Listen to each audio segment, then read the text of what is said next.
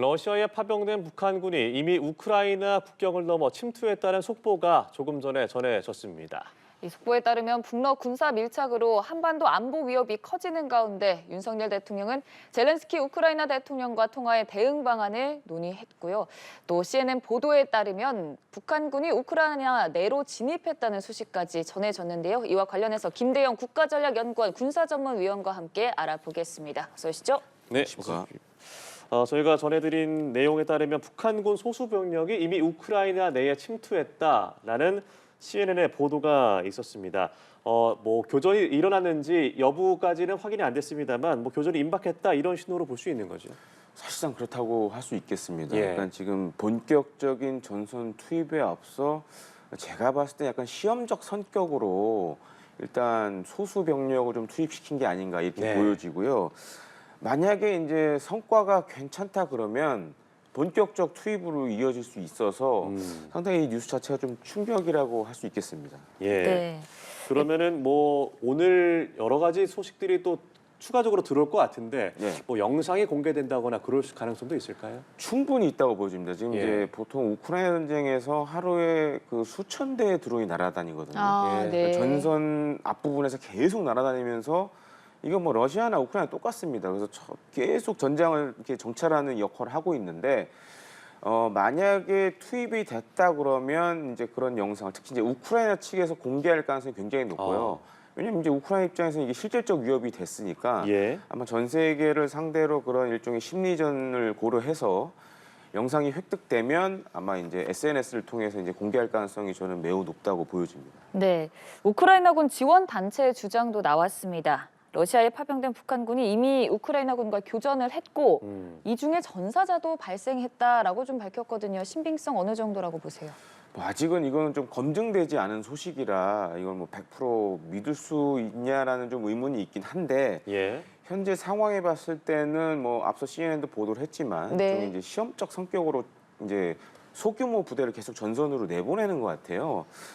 그런 과정에서 뭐 우크라이나군의 공격으로 사망했을 가능성은 좀 충분히 있어 보이고 또 한 가지 주목해 볼 만한 것은 이제 보통 이제 군인들 같은 경우에 군번 줄이나 이런 걸 차고 있죠. 근데 예. 지금 이제 지원 단체에서 밝힌 바에 따르면 러시아의 이제 소수민족이라고 할 수 있는 부랴트인의 서류를 갖고 있었다. 뭐 이런 얘기가 나오는데 요건 사실 우리 국정원도 이제 보도자료를 통해서 발표한 것 중에 그런 내용이 담겨 있었습니다. 예. 그렇기 때문에 약간 이 내용도 어떻게 보면 약간 조금은 신빙성이 있지 않나 이렇게 보여지고 있고 부랴트인 서류라는 게 정확히 어떤 의미인가요? 그러니까 러시아는 다민족 국가입니다. 예. 그래서 많은 소수민족이 있는데 그 소수민족 중에 하나가 바로 이 부랴트인입니다. 아, 근데 이제 부랴트인 잘 보면 약간 이제 우리나라 사람 이제 몽골계나 어. 뭐 이제 뭐 타타르족 계열로 이렇게 좀 많이 보는데 그렇기 때문에 이제 북한군이 신분을 속이기 위해서 이제 부랴트인 신분증을 사용하고 있을 것 같다. 이게 국정원도 이제 얘기를 했었거든요. 근데 이 지원 단체도 이런 얘기를 하는 걸 보면 이 정보, 이 첩보 자체가 아예 신빙성이 없는 건 아닌 것 같은 걸로 이렇게 보여집니다. 예, 현재 상황이 너무나 급박하게 진행이 되고 있고 어제 윤석열 대통령이 젤렌스키 우크라이나 대통령과 전화 통화를 가지면서 공동 대응에 나가겠다 협력 방안을 논의했습니다. 윤 대통령이 실효적인 대응 조치를 취해 나갈 것이다라고 했는데 실효적인 대응 조치 어떤 걸 좀 의미할 수 있을까요? 일단 한 두 가지 정도로 보고 있습니다. 네. 그러니까 지금 레드라인이라고 할 수 있는 게 제가 봤을 때는 이제 북한군이 전선에 투입이 되고 그게 사진이나 영상으로 나왔을 경우에는 이제 레드라인을 넘는 거죠. 네. 그러면 이제 우리가 꺼낼 수 있는 카드가 한 두 가지 정도 있습니다. 이제 첫 번째로 이제 살상무기 지원이 될 수 있고, 이제 두 번째로는 이거는 사실 좀 이제 약간 복잡한 문제라고 할 수 있는데, 분명히 이제 어제 통화에서도 젤렌스키 대통령이 그런 요청을 했을 걸로 저는 예상이 되는데, 이제 북한군에 대한 이제 심리전을 우크라이나가 수행을 해야 되는데, 예. 일단 이제 우크라이나인과 북한 사람들은 이제 생활 자체가 다르잖아요. 언어도 안 통하고 언어도 다르고 이제 그런 문제가 있다 보니까 어떻게 보면 이제 우리 측의 도움이 필요한 부분이 많거든요. 그래서 이제 심지어 몇몇 이제 탈북자 단체에 계신 분들은 뭐 저한테 뭐 문의도 하신 적이 있어요. 네. 우크라이나 정부하고 좀 이렇게 접촉할 선을 지금 찾는 탈북자 단체들도 있거든요. 예.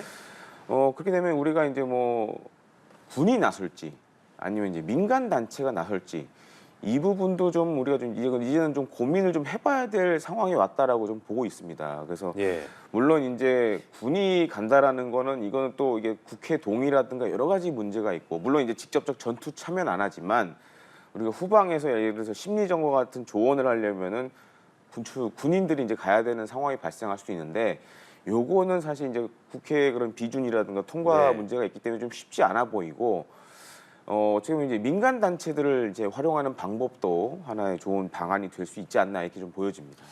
말씀하신 대로 레드라인을 넘었을 시에 실효적인 대응 조치라고 했을 때 앞서 살상 무기 지원에 대한 말씀을 해주셨는데 현실적으로 좀 단계가 또 복잡할 것 같은데 가능성이 좀 있습니까?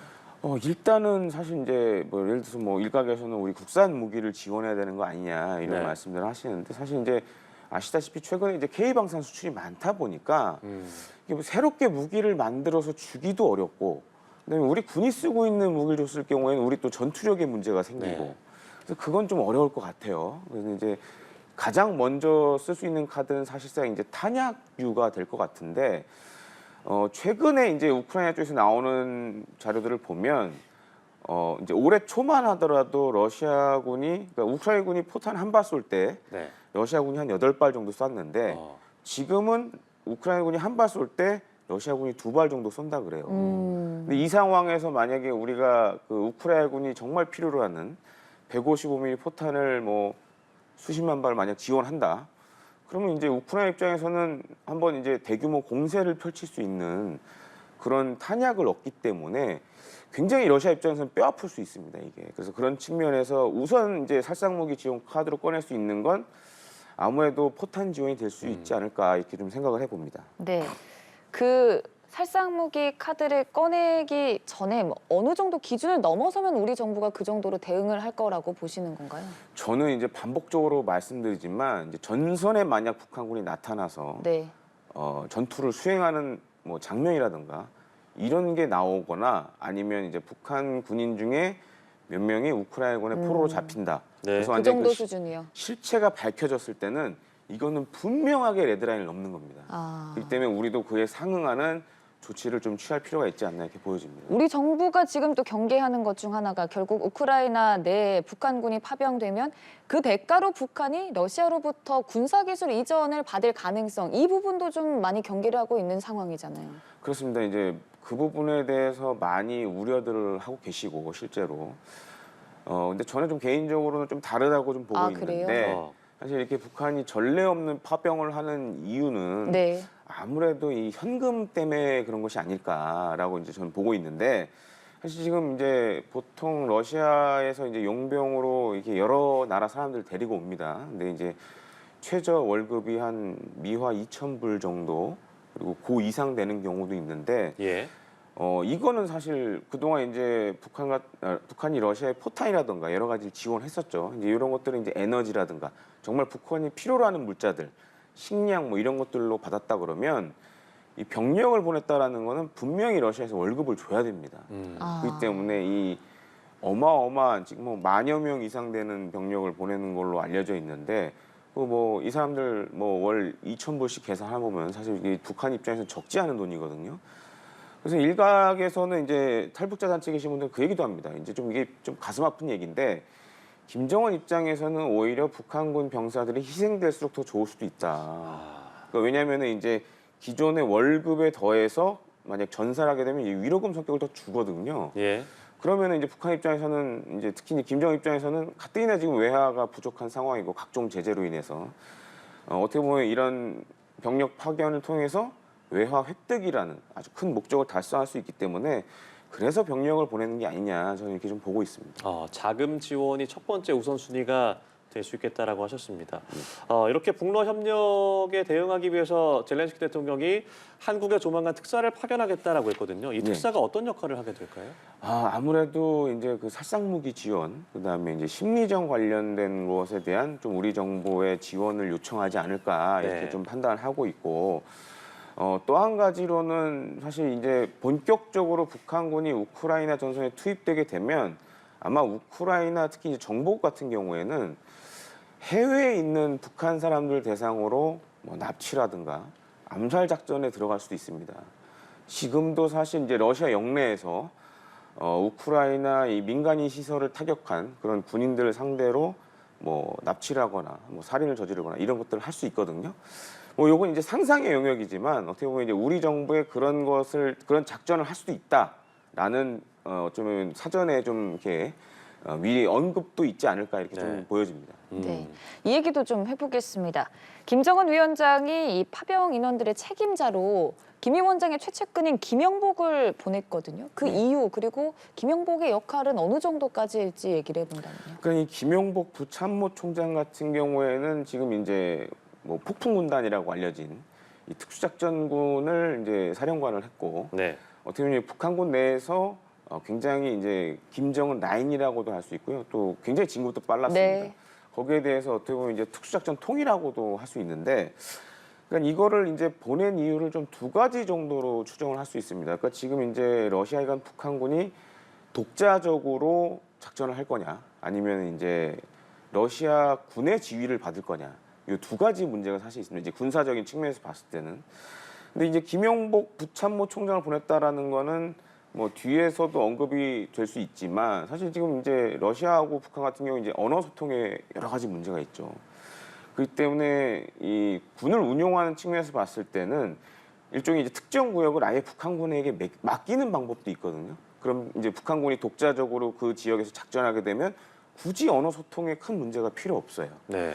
이런 것들도 좀 고려를 하고 있는 것 같고, 그게 아니다 그러면은 이제 북한군과 러시아군에 이제 협조를 해야 되는 사항들이 많기 때문에 이런 거를 지휘하러 가는 게 아닌가라고 좀 분석이 됩니다. 네, 일단 그럼 파병된 북한군의 전력이 어떻게 되느냐라는 주장은 약간 좀 엇갈리는 것 같아서 해외 언론에 따르면은 10대 후반, 20대 초반에 좀 어리고 좀 왜소한 병력이다라고 했지만 국정원은 이 앞서 말씀하신 폭풍군단 소속으로 무시해서는 안 될 것이다라고 주장을 하거든요. 전투력 어떻게 좀 평가를 하세요? 그래서 사실 이 폭풍군단이라고 불리는 이 특수작전 같은 경우에는 어떻게 보면 이제 김정은의 최정예 부대라고 할 수 있습니다. 근데 이제 그 부대에서도 뭐 전투력이 예를 들어서 이제 100이라 그러면 뭐 80이 되는 인원도 있을 수 있고 50이 되는 인원도 있을 수 있을 거라고 보여집니다. 그렇기 때문에 이제 전투력이 정말 최강인 병사들은 정예 병사들은 이제 남겨두고. 두고 그거보다는 조금 떨어지는 병력 위주로 이제 보내지 않았을까. 왜냐하면 이제 특수작전군 자체가 김정은의 친위 부대이기 때문에 예. 그런 성격을 봤을 때는 뭐 정말 전투력이 대단한 병력을 보내지는 않지 않았겠나 이렇게 좀 보여집니다. 근데 사실 투입돼서 뭐 말씀처럼 일부 지역을 따로 담당할 수도 있지만 러시아 군인들과 함께 좀 파병이 되는 거잖아요. 예. 의사소통에 문제는 없을까요? 사실 지금도 이제 북한군 파병에 앞서서 해외 여러 나라에서 이제 용병들을 계속 데려오고 있거든요. 네. 이제 이런 것들이 사실 SNS에 영상이 많은데 언어 소통 문제가 정말 심각합니다. 그래서 어떻게 그래서 이걸 해결하냐 보면은 대부분 이제 요즘은 이제 스마트폰에 다 번역기 기능이 있지 않습니까? 네. 이제 이런 걸 통해서 소통을 하기도 해요. 그러니까 그 정도로 사실 이게 어떻게 보면 이제 군 작전을 하는 데 있어서 굉장히 큰 걸림돌이라고 할 수 있겠는데, 그런 측면에서 지금 과연 이제 북러 간의 이런 언어 소통의 문제를 얼마만큼 빠른 시간 내에 해결을 하느냐. 그리고 또 한 가지 문제는 과거 냉전 시절에는 이제 북한군 내에 상당히 이제 많은 장교들이나 이런 사람들이 소련으로 이제 유학을 갔다 온 사람들이 많았습니다. 근데 냉전이 종식된 이후에 러시아나 이런 데로 유학 간 사람들이 거의 없어요. 그래서 러시아어를 잘하는 그런 고위급 장교들이 또 없다라고 또 이렇게 전해지기도 하는데, 과연 그런 부분을 어떻게 빨리 해결해내느냐가 핵심이라고 할 수 있겠습니다. 네, 알겠습니다. 그리고 국정원 발표를 보면 암살 위험에 대비해서 김정은 위원장의 경호 수위가 강화됐다 이런 얘기들이 나옵니다. 이 시점에 왜 또 암살 위협을 느끼게 된 건지 배경도 궁금한데요. 지금 이제 몇 달 전에 이제 평양 무인기 사건이 한 번 네. 있었죠. 그래서 이게 사실 이게 주체가 누구냐는 아직 좀 불분명한데 네. 이제 북한은 뭐 우리가 보냈다 이런 식으로 주장하고 계속 이제 있고요. 억지 주장을 하고 있는데, 네. 근데 이번에 국정원 발표를 잘 보면 이게 우리가 그러니까 북한의 자작극 얘기도 있습니까? 그래서 국정원 발표를 봤을 때는 이제 이 드론과 관련된 대드론 장비들도 이제 도입을 하려고 한다라는 네. 걸 봤을 때는 일단 좀 북한의 자작극은 아니지 않냐 이렇게 좀 보여지는 측면도 있고, 그리고 사실 이번에 이 평양 상공을 날았던 드론 같은 경우에는 전단지를 담고 있었지만 만약에 정말 누가 악의적인 목적으로 여기에 폭발물을 설치해서 김정은 집무실을 정확하게 때린다 그러면 심연에 큰 위협이 되겠죠. 그리고 이제 드론 같은 경우에는 특히 이번 이제 평양 무인기 사건을 보면서 느낀 거지만 북한이 드론을 탐지하는 장비가 정말 없구나라는 것도 지금 밝혀졌기 때문에 그런 측면에서 아마 이제 이런 대드론 장비들을 해외에서 좀 도입을 하려는 게 아닌가 이렇게 좀 보여집니다. 네, 그래서 관련해서 뭐 요즘 후계자 얘기도 많이 나오고 있습니다. 딸 김주애에 대한 조명이 많이 이루어지고 있고 거의 뭐 김주애로 확정이 된 것이 아니냐라는 얘기들도 나오고 있거든요. 어떻게 평가하세요? 그렇습니다. 사실 이제 김주애가 이제 등장했다라는 거는 우리가 이걸 좀 떠올려 봐야 될 것 같아요. 이제 김정일이 이제 건강이 안 좋지. 좋았을 예. 때 그때 이제 김정은이 등장했거든요. 네.